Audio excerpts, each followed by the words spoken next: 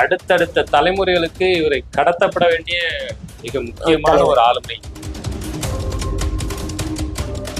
போராட்டங்கள்ல விடுதலை போராட்ட தளத்தில் தன்னை ஈடுபடுத்திக் கொண்ட மிகப்பெரிய ஆளுமை, தமிழகத்தின் மிகப்பெரிய ஆளுமை.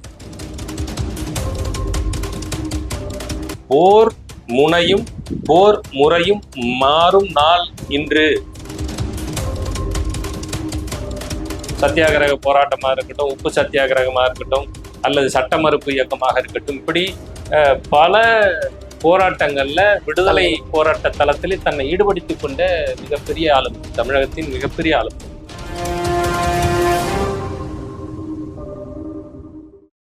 உலகெங்கும் பரவி வாழ்கின்ற வல்லமை வலையொலி நேயர்கள் அனைவருக்கும் வணக்கம். வடிவேல் அவர்கள் நகைச்சுவையா வரலாறு முக்கியம் அமைச்சரே அப்படி சொல்லுவாரு.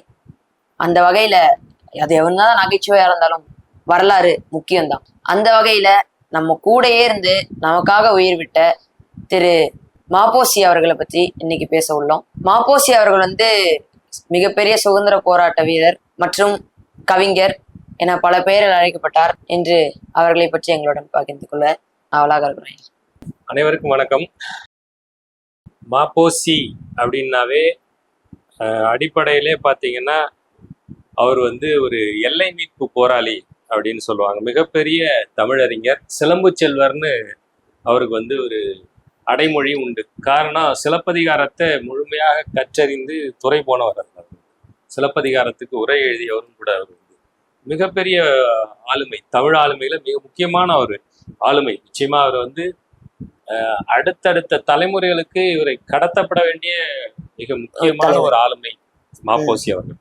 அவர் பேர் பார்த்தீங்கன்னா மாப்போசிங்கிறது மயிலை பொன்னுசாமி சிவஞானம் அப்படின்னு அவர் பேர். ஆக்சுவலா சிவஞானம், மயிலை பொன்னுசாமி சிவஞானம், அப்பா பேர் பொன்னுசாமி. அதை சுருக்கமா மாப்போசி அப்படிம்பாங்க. இவரை சிலம்பு செல்வர் அப்படின்னு அடைமொழியில சொல்லுவாங்க. மிக முக்கியமா இவருடைய அடையாளம் அப்படின்னு பார்த்தீங்கன்னா, முதல்ல தமிழரசு கழகம்னு கட்சி ஆரம்பிக்கிறதுக்கு முன்னாடி காங்கிரஸ் கட்சியில தான் அவர் பயணிக்கிறார். அப்போ சுதந்திரத்துக்கு முன்பெல்லாம் சுதந்திர விடுதலை போராட்டத்துல வீரியமா பங்கெடுத்து, சத்தியாகிரக போராட்டமா இருக்கட்டும், உப்பு சத்தியாகிரகமா இருக்கட்டும், அல்லது சட்ட மறுப்பு இயக்கமாக இருக்கட்டும், இப்படி பல போராட்டங்கள்ல விடுதலை போராட்ட தளத்தில் தன்னை ஈடுபடுத்திக் கொண்ட மிகப்பெரிய ஆளுமை, தமிழகத்தின் மிகப்பெரிய ஆளுமை. அப்படி அவரை பத்தி நிச்சயமா நம்ம தெரிஞ்சுக்கணும். அவரை பத்தி இன்னைக்கு இப்போ ஒரு அதிகாரத்துல இருந்தவங்கன்னா காமராஜரை பற்றி நிறைய பேசுவாங்க. கக்கனை கூட அவ்வளோ பேசல. காமராஜரை பேசிய அளவுக்கு அவருடைய அமைச்சர் கக்கனை பத்தி பேசுறது இல்லை. ஒரு மிகப்பெரிய ஸ்டேட்டஸ்ல வந்தவங்களை பத்தி தான் பேசுறாங்க. ஆனா மாப்போசி அவர்களும் மிகப்பெரிய தலைவர் தான். இப்போ அவரை பத்தி நம்ம அவசியம் தெரிஞ்சுக்கணும். மாப்போசின்னு நீங்க பேச ஆரம்பிச்சிட்டுனாவே அடையாள அரசியல், ஒரு அடையாளம், என்னுடைய அடையாளம் என்பது தமிழ், தமிழர், தமிழர் நாடு, தமிழ்நாட்டு உரிமை, தமிழ்நாட்டு எல்லைகள் அப்படின்னு இதெல்லாம் சுத்தி இதெல்லாம் பேசக்கூடியவர் தான், பேசியவர் தான் மாப்போசி அவர். இப்ப நீங்க இதுக்கு போகிறதுக்கு முன்னாடி ஒரு சின்ன வரலாறு நமக்கு தெரியணும். இந்த அடையாள அரசியல் அப்படிங்கிறது எங்கேருந்து ஆரம்பிக்குது, எந்த வருஷத்துலேருந்து ஆரம்பிக்குது அப்படின்னு யோசிச்சு பார்த்தீங்கன்னா 1801 இது ஆரம்பிச்சு. அதாவது அப்போ ஆமா, அப்போ ஆங்கிலேயர்கள் நம்ம ஆண்டு கொண்டிருந்தார்கள். அப்பவே இந்த அடையாள அரசியல், அதாவது இது என் மண், இது என்னுடைய அரசியல், இது என்னுடைய மக்கள் அப்படின்ற அந்த அடையாளம் இருக்கு இல்லையா, அந்த அடையாளங்கிறது அதனுடைய தொடக்கமா நம்ம 1801 சொல்லலாம் அப்படிங்கிறாங்க. காரணம் என்னன்னா, அப்போ இருந்த அந்த ஆங்கிலேய அதிகாரி ஒருத்தர் கர்னல் அக்னியூ அப்படிங்கிறவரு வரி விதிப்பு முறை குறித்து, அதாவது இன்னைக்கு இருக்கிற டாக்ஸ் மாதிரி அன்னைக்கு அவன் போட்டது அந்த வரி விதிப்பு முறையெல்லாம். அப்போ வரி விதிப்பு முறை குறித்து ஒரு அறிக்கையை கொடுக்குறாரு. அந்த வரி விதிப்பு முறையை குறித்த அறிக்கையை எதிர்த்து, அதுக்கு எதிராக சின்ன மருது, பெரிய மருது, சின்ன மருது நம்ம வரலாற்று படிச்சிருக்கீங்களா, அந்த சின்ன மருது திருச்சியில ஜம்புத்தீவு பிரகடனம் அப்படின்னு சொல்லி ஒரு பிரகடனத்தை ஒட்டுறாரு. அதாவது அந்த வரி விதிப்பு முறையை எதிர்த்து இவர் ஒரு போஸ்ட் ஒட்டுறாரு, ஜம்புத்தீவு பிரகடனம் சொல்லி. ஆங்கிலேயருடைய வரி விதிப்பு முறையை எதிர்த்து இவர் ஒட்டுறாரு.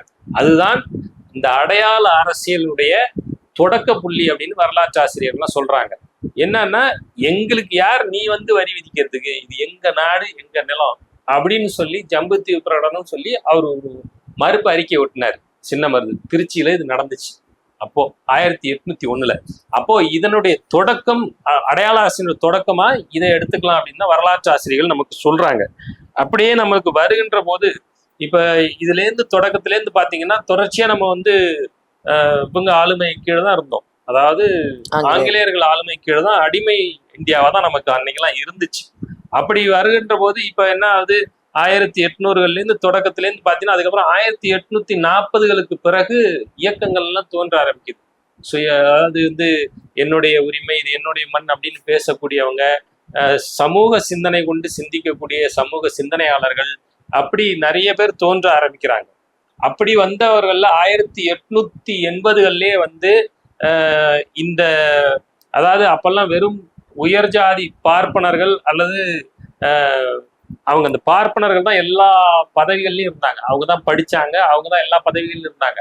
அந்த இடத்துல நமக்கு பிரதிநிதித்துவம் வேண்டும் என்று சொல்லி கேட்டவர் தான் அயோத்திதாச பண்டிதர். அவர்லேருந்து அவர் ஒரு அடையாள அரசியல் ஆரம்பிச்சாரு.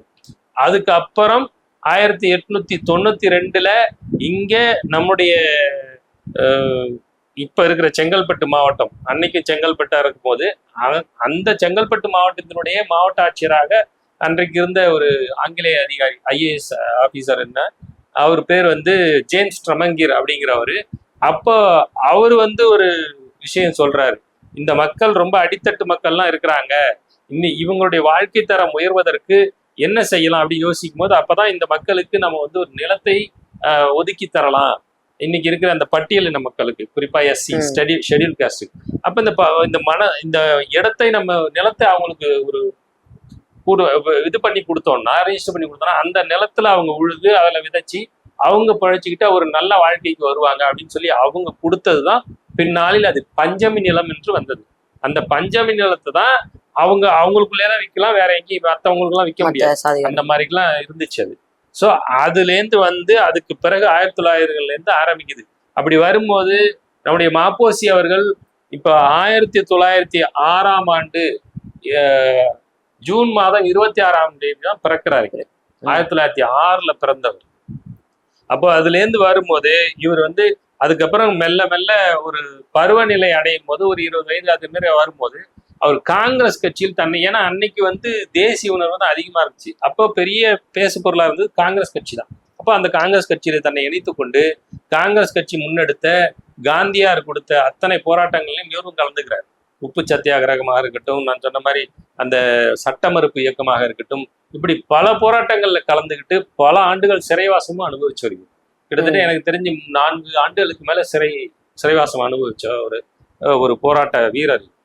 இப்படி வருகின்ற போது 1946ல காங்கிரஸ் கட்சியை விட்டு பிரிஞ்சு வந்து தமிழரசு கழகம் என்று ஒரு புதிய கட்சியை நவம்பர் மாசம் 24ஆம் தேதி 1946ல தொடங்குறாரு. தமிழ் முரசு அப்படிங்கிற பத்திரிகையும் அதற்காக தொடங்கினார் அவர் அந்த நேரத்துல. இதுக்கு முன்னாடி இது வந்து 1946ல இருந்து அதன் பிறகு 1960கள் வரைக்கும் இவர் வந்து தமிழ்நாட்டுடைய எல்லை மீட்பு போராளியாக செயல்பட்டார். காரணம் என்னன்னு கேட்டீங்கன்னா, இதுக்கு முன்னாடியே 1913லே எடுத்துக்கிட்டீங்கன்னா, அப்பெல்லாம் பாத்தீங்கன்னா நமக்கு வந்து இன்னைக்கு இருக்கிற மெட்ராஸ், இன்னைக்கு இருக்கிற சென்னை மாகாணம், இன்னைக்கு இருக்கிற சென்னை நம்முடைய ஸ்டேட்டுங்க, நம்ம தமிழ்நாட்டினுடைய தலைநகரம் சென்னை. இந்த சென்னைங்கிறது அன்னைக்கு எப்படி இருந்துச்சுன்னா மெட்ராஸ் பிரசிடென்சி அப்படின்னு இருந்துச்சு. அதுல வந்து நம்ம தமிழர்கள், தெலுங்கர்கள், கன்னடர்கள், அப்புறம் மலையாளிகள் எல்லாம் சேர்ந்து ஒன்னா இருந்தோம். சவுத் இந்தியா ஃபுல்லா அப்படியே இருந்தோம், எல்லாம் ஒரே இது. அது எல்லாத்தையும் சேர்த்துதான் மெட்ராஸ் பிரசிடென்சின்னு சொன்னாங்க, சென்னை மாகாணம். இது வந்து ஆங்கிலேயர்கள் காலத்துல, சுதந்திரம் அடைவதற்கு முன்பே. அப்போ 1913ல நம்ம எல்லாம் ஒன்னா இருக்கும் போது, இன்னைக்கு தமிழ்நாடுன்னா நம்ம தமிழர்கள் மட்டும் இருந்தது, தனியா கேரளா இருக்கு, தனியா ஆந்திரா இருக்குது, இதெல்லாம் இப்ப இது எல்லா நிலப்பரப்பும் சேர்ந்து சென்னை மாகாணமா இருந்துச்சு. அப்படி இருக்கும்போது 1913லயே இந்த தெலுங்கு பேசக்கூடிய ஆந்திர மக்கள் என்ன இப்ப போராட ஆரம்பிச்சிட்டாங்கன்னா, எங்களுக்கு சென்னை மாகாணத்துல எங்கள் பிள்ளைகளுக்கு உரிய பிரதிநிதித்துவம் கிடைக்கிறதுல, வேலை வாய்ப்புல நாங்க இவ்வளவு பேர் இருக்கிறோம், எங்களுடைய எண்ணிக்கை அடிப்படையில் அங்க பிரதிநிதித்துவம் கிடைக்கல அப்படின்னு சொல்லி 1913லயே ஆரம்பிச்சிட்டாங்க. அப்போ எங்களுக்கு வந்து அப்படி இல்லைன்னு இவங்க பேச ஆரம்பிச்சோன்னே 1917 இது அப்படியே மெல்ல மெல்ல போகும்போது 1917 காங்கிரஸ் கட்சி ஜெய்ப்பூர்ல நடந்த காங்கிரஸ் கமிட்டி மாநாட்டுல அன்னி பெசன்ட் அம்மையாரும் காந்தியடிகளும் தேசத்தந்தை காந்தியடிகளும் இது குறித்து பேசும்போது நாம பிரிவினையை ஊக்குவிக்க முடியாது, அதனால அந்த கோரிக்கையை அப்போ அந்த இடத்துல நிறுத்திடுறாங்க. இது ஒரு இடம் நடக்குது. அடுத்து 1922 மறுபடியும் போராட்டம் பண்றாங்க தெலுங்கர்கள். 22க்கு முன்னாடியே பாத்தீங்கன்னா 1918 இவங்க என்ன பண்றாங்கன்னு கேட்டீங்கன்னா, அதாவது சென்னை இப்ப ஒன்னா இருந்த நேரத்திலேயே காங்கிரஸ் கட்சியிலே இவங்க என்ன பண்ணிட்டாங்கன்னா, இவங்க யாரையும் கேட்கல. அதாவது டாக்டர் சுப்பாராவ் வழக்கறிஞர் நீதிபதி சுப்பாராவ் அவர்கள் தலைமையில ஆந்திர மாகாண காங்கிரஸ் கமிட்டின்னு சொல்லி இவங்களாவே உருவாக்கிக்கிட்டாங்க. இப்ப காங்கிரஸ் கமிட்டியில நீங்க ஒரு கமிட்டி உருவாக்கணும் அப்படின்னா தலைமையை கேட்டுட்டு உருவாக்கணும் அதெல்லாம். ஆனா அவங்க எதுவும் அப்படி பண்ணாம என்ன பண்றாங்கன்னா, தெலுங்கு பேசக்கூடிய மக்கள் எல்லாத்தையும் சேர்த்து ஆந்திர மாகாண காங்கிரஸ் கமிட்டின்னு அவங்களே அமைச்சுக்கிறாங்க.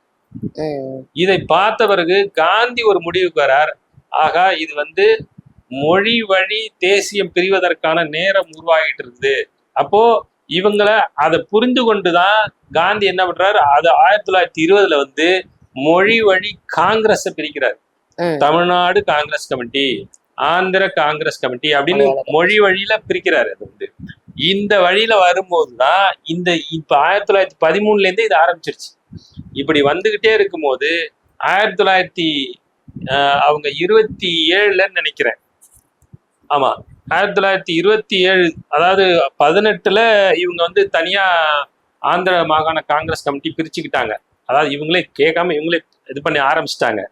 அப்படி இதெல்லாம் பார்த்துக்கிட்டு வரும்போது மறுபடியும் 22 இதே மாதிரி கோரிக்கையை முன்வைக்கிறாங்க. என்ன சொல்றாங்க, எங்களுக்கு வந்து போதிய பிரதிநிதித்துவம் இல்லை சென்னையில, நாங்க இருக்கிற எண்ணிக்கையில அளவுக்கு எங்களுக்கான பிரதிநிதித்துவம் வேலை வாய்ப்புலையோ அல்லது வந்து சட்டமன்றத்திலேயோ எங்கேயுமே இல்லை அப்படின்னு சொல்லி மறுபடியும் அதை பேச ஆரம்பிக்கிறாங்க. இப்படி போயிட்டு இருக்கும் போதுதான் இப்போ என்ன செய்யறாங்க, ஆங்கிலேயர்கள் இன்னும் கொஞ்சம் தமிழர்களுக்கு நம்ம அதிகாரத்தை கொடுக்கலாம். அப்பெல்லாம் வந்து ஓரளவு தான் அதிகாரம் நம்மள்ட்ட இருந்தது, இரட்டையாட்சி முறைன்னு சொல்லுவாங்க. எப்படின்னா ஒரு சில அதிகாரங்கள் இங்க இருக்கக்கூடிய இந்தியர்களுக்கு கொடுக்கப்படும், மிக முக்கியமான அதிகாரங்கள்லாம் ஆங்கிலேயர்கள் வசம்தான் இருக்கும். அப்படி இருந்தது. அப்போ இவங்க என்ன பண்றாங்க, முதல் உலகப் போர் 1914 ஆரம்பிச்சு 18 முடிஞ்சுது. அதுல நம்மளாம் பங்கெடுக்க சொன்னாங்க. நம்ம விருப்பம் இல்லாமலே நம்மளாம் கொண்டு போய் நீ பங்கெடுக்கணும், இங்கேருந்து நம்மளாம் அடிமைன்றதால கூட்டு போய் போர் புரிய வச்சாங்க. அது நிறைய பேர் உயிரிழந்தோம், காயம்பட்டாங்க. அப்போ அவன் என்ன பண்றான், ஆங்கிலேயர் வந்து ஓகே இவங்க நம்மளுக்காக இவ்வளவு போராடி இருக்காங்க, இவங்களுக்கு ஏதாவது சலுகை கொடுக்கணும்னு சொல்லி இந்த இதுல சலுகை கொடுக்குறாங்க. அப்ப ஆட்சி அதிகாரத்துல இன்னும் கொஞ்சம் அதிகாரம் கொடுக்கும் உங்களுக்கு அப்படின்னு வரும்போது இந்த பேச்சுவார்த்தைகள் நடக்கும்போது இதுக்கிடையில இந்த மொழி வழி மாகாணங்கள் பிரிகிறதெல்லாம் நிறைய வரணும்னே அவங்களும் இதெல்லாம் பார்த்துக்கிட்டே இருக்காங்க ஆங்கிலேயர்கள். அப்ப மக்கள் மத்தியில ஒரு இது இருக்குது, மொழி வழியா அவன் பிரிஞ்சு நிக்கிறான், அவங்களுக்கு ஏத்த மாதிரி நம்மளும் அதிகாரங்கள் தரணும்னு அவங்களும் ஒரு முடிவுக்கு வராங்க. இந்த விஷயங்கள் எல்லாம் இதெல்லாம் முன்னாடி நடக்கிறது. இந்த விஷயங்கள்லாம் ஆரம்ப காலத்துல நடந்த விஷயங்கள். இதன் தொடர்ச்சியில இவர் என்ன பண்றாரு, நம்முடைய மாப்போசி அவர்கள் இந்த இடத்துல இருந்து மாப்போசி இன்வெர்ட் அவருடைய பங்களிப்பு ஆரம்பிக்கும். 46 தமிழரசு கழகம்னு ஒரு புதிய கட்சி ஆரம்பிச்சுட்டு அவர் என்ன சொல்றாரு, இந்த தேசத்துல அப்பவே அவரு அதுக்கப்புறம் தான் திமுக எல்லாம் பேச ஆரம்பிச்சாங்க மாநில சுயாட்சின்னு. இவர் அப்பவே பேசிட்டார், மாநில சுயாட்சின்னா அத்தனை அதிகாரங்களும் மத்திய அரசிடம் குவிந்து கிடக்கிறது, அதை எல்லாத்தையும் நீங்க வச்சுக்காதீங்க, வெளியுறவு கொள்கை உங்கள்கிட்ட இருக்கணும், பணம் அச்சடிப்பது நீங்க வச்சுக்கோங்க, போக்குவரத்தை நீங்க வச்சுக்கோங்க, மீதி அத்தனை அதிகாரங்களும் மாநில அரசிடம் ஒப்படைச்சிருங்க அப்படின்னு சொல்லி அவர் அப்பவே பேசிட்டார். இது முதல்ல பேசுனதே மாப்போசி அவர்கள் தான். மாப்போசி பேசினதுக்கு அப்புறம் இவர் இதெல்லாம் ஆரம்பிச்சு வராரு. அதுக்கப்புறம் 1947 அதாவது நம்மளுக்கு ஆகஸ்ட் 15 விடுதலை கிடைச்சிருது, 17 ஸ்டேட்டா பிரிச்சிடுறாங்க, விடுதலை அடைஞ்சு நமக்கு வந்துருது. இப்போ இது என்னைக்கு விடுதலை கிடைச்சதோ அன்னைக்கு அறிவிக்கிறார் மாப்போசி. அதாவது ஆகஸ்ட் 15 1947 அன்னைக்கே ஒரு பேரறிவிப்பு செய்கிறார் மாப்போசி. என்ன சொல்றாரு, போர் முனையும் போர் முறையும் மாறும் நாள் இன்று.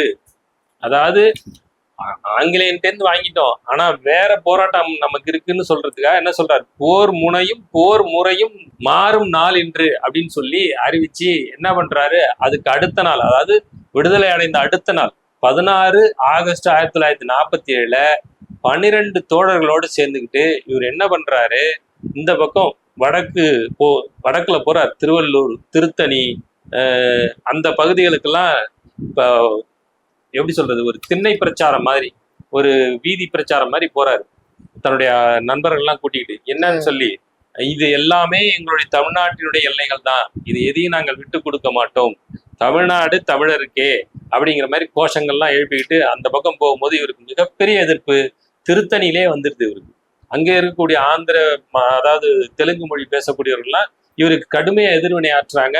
அங்க பேசும்போது, கூட்டத்துல பேசும்போது கல்லெல்லாம் விட்டு அடிக்கிறாங்க. இதுக்கு இடையில அவர் வீரமா நின்று பேசி அவர் எல்லாத்தையும் போராடிட்டு அது அப்படிதான் வராரு. அவர் இது 46ல சுதந்திரம் கிடைச்ச உடனே இவர் இந்த வேலையை ஆரம்பிச்சிட்டார். ஏன்னா அதுக்கு முன்னாடி இவங்க என்ன செய்யறாங்கன்னு கேட்டீங்கன்னாக்கா,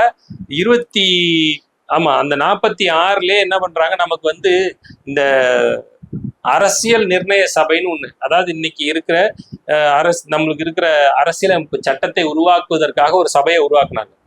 அது அந்த அரசியல் நிர்ணய சபையினுடைய ஆலோசகராக இருந்த ஒரு நரசிங்கராவ், பெனகல் நரசிங்கராவ் அப்படிங்கிற ஒருத்தர் அவர் என்ன செய்யறாரு, அந்த 46லயே அவர் என்ன அறிவிக்கிறாருன்னா, அவர் இந்த மெட்ராஸ் மாகாணத்தை 2ஆ பிரிச்சு, ஒரு பகுதி தென்பகுதியாகவும் இன்னொரு பகுதி வடபகுதியாகவும் பிரிச்சுட்டு, அந்த தென்பகுதியில நம்ம தமிழ்நாடு, கர்நாடகா, கேரளா 3ம் சேர்ந்து இருக்கட்டும், இந்த பக்கம் வட எல்லையில இது ஆந்திரான்னு பிரிச்சு கொடுங்க அப்படின்னு சொல்லி அவர் ஒரு ப்ரொபோசல் வைக்கிறவர்.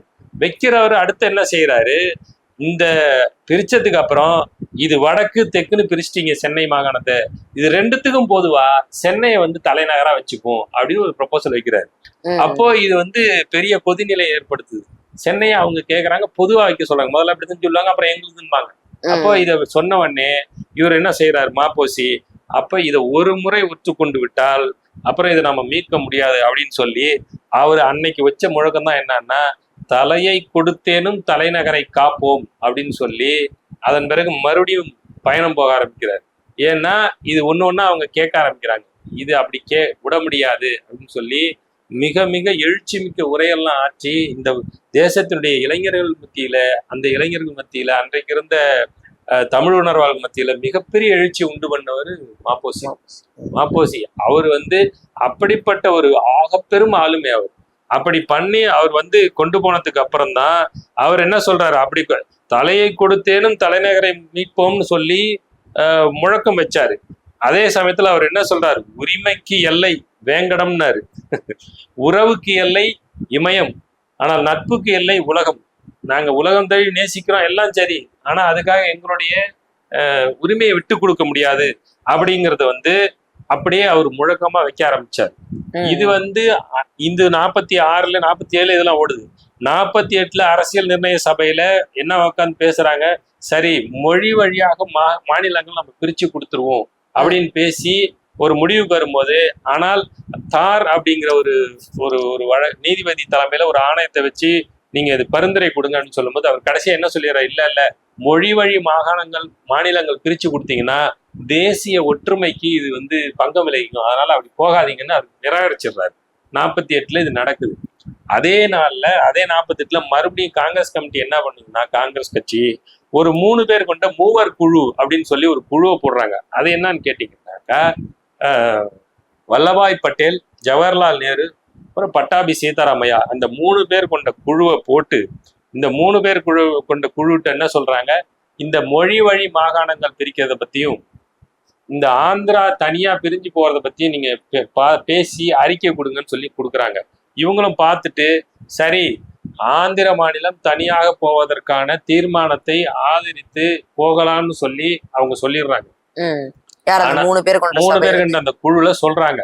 சரி அவங்க கேக்குறாங்க, அது சரிதான் கொடுத்துருவோம் அப்படின்னு சொன்ன பிறகு அதுல மறுபடியும் பட்டாபி சீதாராமையா என்ன சொல்றாரு, எல்லாம் ஓகேன்னதுக்கு அப்புறம் சென்னை எங்களுக்கு தலைநகரா இருக்கணும்னு கேக்குறாரு. அது முடியவே முடியாதுன்னு நேருவும் பட்டேலும் மறுத்துடுறாங்க. ஓ, சென்னை வந்து ஆந்திராவோட தலைநகரமா வேணும்னு கேக்குறாரு. ஓ. பட்டாபி சீதாராமையா கேக்குறாரு. தனி மாநிலமா போறதுக்கு அங்கீகரிக்கிறாங்க. ஆனா இத சேர்த்து கேக்குறாரு பட்டாபி சீதாராமையா. முடியவே முடியாதுன்னு மறுத்துடுறாங்க. இது வந்து 48ல இது நடக்குது. அதன் பிறகு இது இவ்வளவு வீரியமா போற உடனே தமிழரசு கழகம் ஆரம்பிச்ச மாப்போசி என்ன பண்றாரு, அங்கங்க மாநாடுகள் நடத்த ஆரம்பிக்கிறாரு. தமிழக எல்லை மீட்பு மாநாடு, தமிழக எல்லை பாதுகாப்பு மாநாடுலாம் போட்டு அந்தந்த பகுதிகளில் பேசி இதை பத்தின விழிப்புணர்வை ஏற்படுத்தி நிறைய மக்களுக்கு கொண்டு போய் சேர்த்து நம்முடைய நிலப்பரப்பை நம்ம இழந்துடக்கூடாது, இப்படி பெரிய விஷயங்கள் நடந்துகிட்டு இருக்கு, அவங்க அதை கேட்கறாங்க, இவங்க எதை கேட்கறாங்க, நம்மளுடைய நிலங்கள்லாம் போற நிலைமையில இருக்கிறோம் அப்படின்னு மிகப்பெரிய எழுச்சி மிக்க உரைகள்லாம் ஆற்றுறாரு.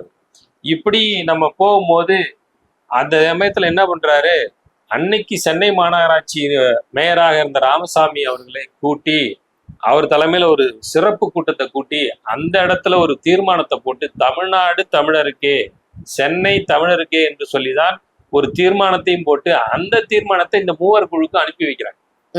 ஏன்னா அவங்க தானே அந்த இதுக்கு குழு தலைவர்.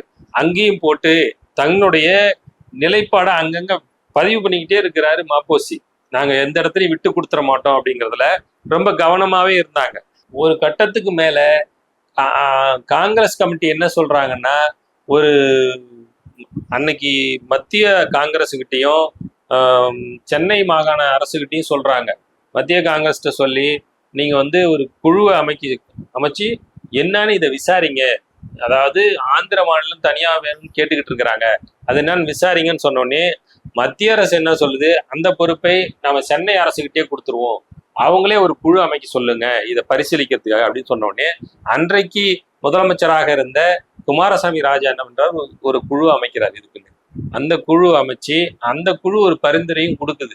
அதுல என்ன செய்யறாங்க அப்படின்னு கேட்டீங்கன்னா, சென்னை அதாவது தமிழ்நாட்டிலிருந்து ஆந்திராவை பிரித்து கொடுத்துட்டு தமிழ்நாட்டுக்கு எப்படி சென்னை மாநிலம் சென்னை நகரம் தலைநகரா இருக்குதோ அதை போலவே ஆந்திராவுக்கு ஒரு தலைநகரை உருவாக்கணும், ஆந்திராவில் நீங்க உருவாக்கிங்க, அதுக்கு 1 கோடி ரூபாய் தமிழ்நாடு மெட்ராஸ் மாநிலம் தமிழ்நாட்டுல இருந்து கொடுப்பாங்க உங்களுக்கு செலவுக்கு அப்படின்னு ஒன்று கொடுக்குறாங்க.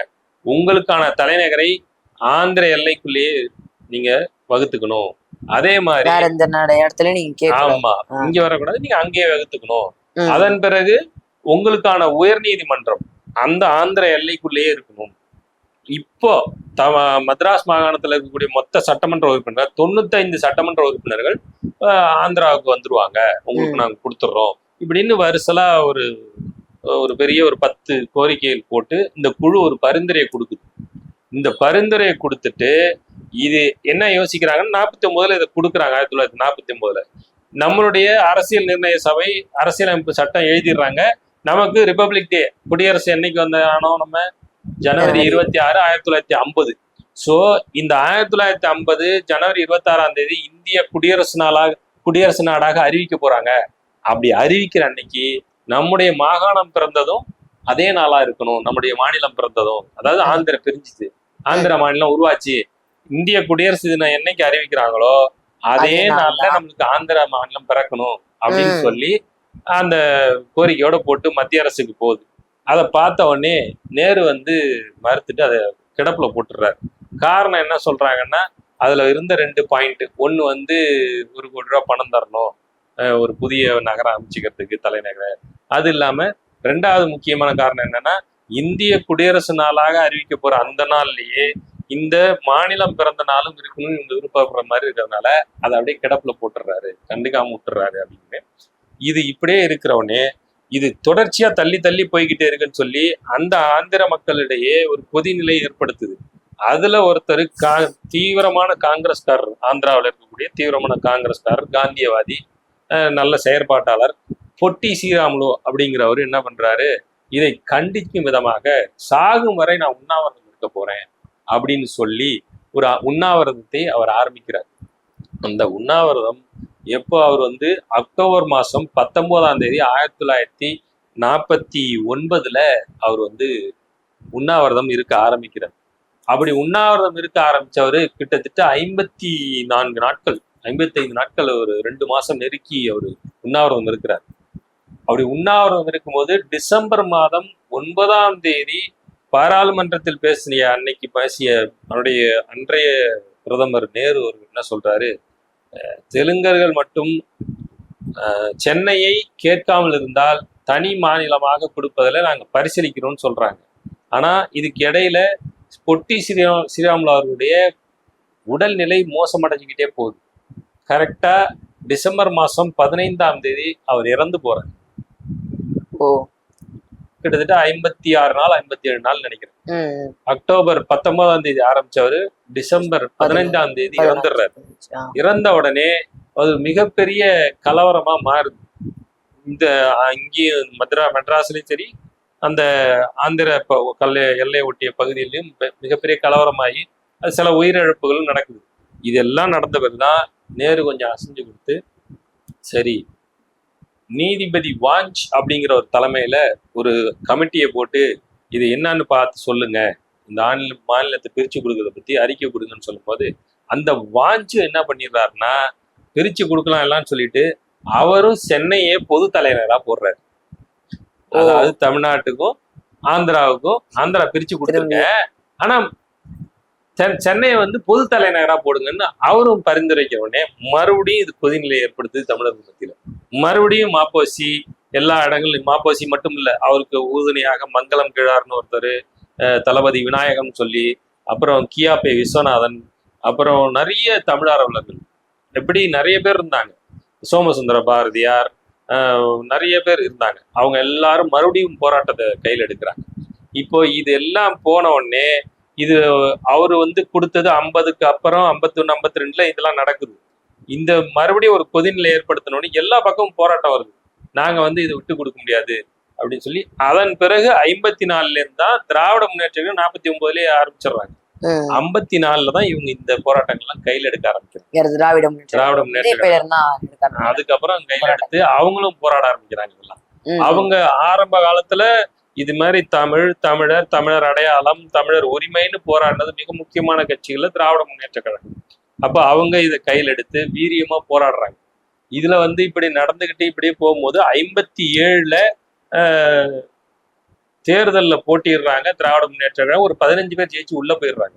இப்போ 1960 சட்டமன்றத்துல பேசும்போது கலைஞர் அவர்கள் பேசும்போது கூட கருணாநிதி என்ன பேசுறாரு, அன்னைக்கு எழுத்துக்கு ஒரு பிணம் வீதம் வேண்டுமென்றாலும் தமிழ்நாடு என்ற 5 பிணங்களுக்கு தருவதற்கு கூட நாங்கள் தயாராக இருக்கிறோம். தமிழ்நாடு 5 எழுத்து, ஒரு எழுத்துக்கு ஒரு பிணம் தான் உங்களுக்கு கொடுத்தாதான் நீங்க எங்களுக்கு வந்து தமிழ்நாடு மாநிலம் அமைச்சு கொடுப்பீங்களா, தமிழ்நாடு நாள். ஏன்னா இவெல்லாம் பிரிஞ்சு இந்த கொதிநிலாம் முடிஞ்சு 1953ல ஆந்திரா பிரிஞ்சிருச்சு, பிரிச்சு கொடுத்துட்டாங்க, இவ்வளவு பிரச்சனை ஆயிடுச்சுன்னு சொல்லி. அதன் பிறகு நம்மளுக்கு வந்து ஒருத்தவங்களா பிரிச்சுட்டு போயிடுறாங்க. கர்நாடகா போயிடுது, கேரளா போயிடுது. எல்லாம் போனதுக்கு பிறகும் நம்மளுக்கு வந்து இந்த எல்லைகள் எல்லாம் வரையறை செய்யறதுக்கு மறுபடியும் ஃபசல் அலி அப்படின்னு ஒரு குழு போட்டாங்க. எந்தெந்த எல்லை வரைக்கும் நம்மளது எது அவங்களுது அப்படின்லாம் பிரிக்கிறதுல. அப்போ அதெல்லாம் இன்னும் பிரச்சனையாவே இருந்துச்சு நம்மளுக்கு வந்து. அப்போ அவங்க என்ன செய்யறாங்கன்னா, நீங்க 1960ல சட்டமன்றத்துல பேசும்போது தமிழ்நாடு அப்படின்னு பேர் வைக்கணும்னு அப்பெல்லாம் பேர் வந்துச்சு. அதாவது இப்ப அன்னைக்கு சென்னை மாகாணம் தான் இருந்துச்சு, சென்னை. அப்புறம் ஒரு கட்டத்துல என்ன பண்ணாங்க, இவங்க போராட்டம் அதிகமாக காங்கிரஸ் கட்சி என்ன பண்ணுச்சு, தமிழ்ல எழுதும் போது தமிழ்நாடுன்னு எழுதலாம், ஆங்கிலத்தில் எழுதும் போது மெட்ராஸ் ஸ்டேட்னு எழுதுவோம் அப்படின்னு கொண்டு வந்தாங்க. அப்ப எந்திரிச்சு பேசினாரு அன்னைக்கு நாவலர் நெடுஞ்செழியன்லாம். ஏங்க, என் பேர் நெடுஞ்செழியன், நான் தமிழ்லயும் நெடுஞ்செழியன் தான் எழுதுறேன், இங்கிலீஷ்லயும் நெடுஞ்செழியன் தான் எழுதுறேன், இங்கிலீஷ்ல எழுதுறதுக்காக நான் வந்து தனியா வேற எதுவும் கொண்டு வரல, அப்படித்தானே எல்லாமே பேரு, தமிழ்லயும் தமிழ்நாடு தான் இங்கிலீஷ்லயும் தமிழ்நாடு தானே அப்படிங்கும் போது. ஆனா அன்னைக்கு இவங்க பேசுனதாலும் எடுபடல. ஏன்னா காரணம் என்னன்னா, பெரும்பான்மை வந்து அன்னைக்கு காங்கிரஸ் கட்சிட்டு தான் இருந்தது. இவங்க எல்லாம் 15 பேர் 20 பேர் தான் இருந்தாங்க, அதனால எடுபடல. அதன் பிறகு இதை வந்து 67 ஆட்சியை பிடிச்சதுக்கு அப்புறம் அண்ணா வந்து அடுத்த 4வது மாசத்துலயே அவரு தமிழ்நாடுக்கு பேர் வந்து தமிழ்நாடுன்னு பேர் வச்சாரு. ஜூலை 18 தமிழ்நாடு நாள்னு பேர் வச்சது, அன்னைக்கு அறிவிச்சது. நவம்பர் 1 தான் நம்மளுக்கு வந்து மாநிலங்கள் எல்லைகள்லாம் பிரிச்சு வகுத்ததெல்லாம் நவம்பர் 1 1957. அதே தமிழ்நாடு நாள். அது ரெண்டுமே இது சர்ச்சை இருக்குது. நவம்பர் 1 தமிழ்நாடு நாளா, ஜூலை 18 தமிழ்நாடு நாளா அப்படிம்பாங்க. ஜூலை 18 வந்து அதிகாரப்பூர்வமாக சட்டமன்றத்தில் பெயரை ஏற்றி 3 முறை வாசிக்கிறாரு அறிஞர் அண்ணாதுரை. தமிழ்நாடு தமிழ்நாடு தமிழ்நாடு என்று பேர் சொல்றாரு. பின்னாடி எல்லாரும் வாழ்க வாழ்க வாழ்கன்னு வாழ்த்துறாங்க. அது வந்து இது வந்து இந்த இவ்வளவு விஷயங்களுக்குள்ளேயும் நம்முடைய மாப்போசி அவர்கள் கடுமையாக போராடி இருக்கிறார், மொழிக்காக போராடி இருக்கிறார், நம்முடைய மண்ணுக்காக, நம்முடைய மக்களுக்காக. நாம இன்னைக்கு இருக்கிற சென்னை, இந்த சென்னையை மீட்டதுல மிக பெரும் பங்கு அவருக்கு தான் இருக்கு. மாப்போசி இல்லைன்னா மாப்போசி இல்லைன்னா சென்னை இந்நேரம் நம்ம இது கிட்ட வந்து அங்க இருக்கு. ஆந்திராவுக்கு போயிருக்கோம். இதெல்லாம் இங்க ஃபுல்லாவே ஆந்திராவில் தான் இருந்தது. அதனால இது ஒரு முக்கியமான ஆளுமை. இன்னைக்கு இன்னொரு நாள் நம்ம வேற ஒரு ஆளுமைகளை பற்றி தெரிஞ்சுப்போம். நன்றி, வணக்கம்.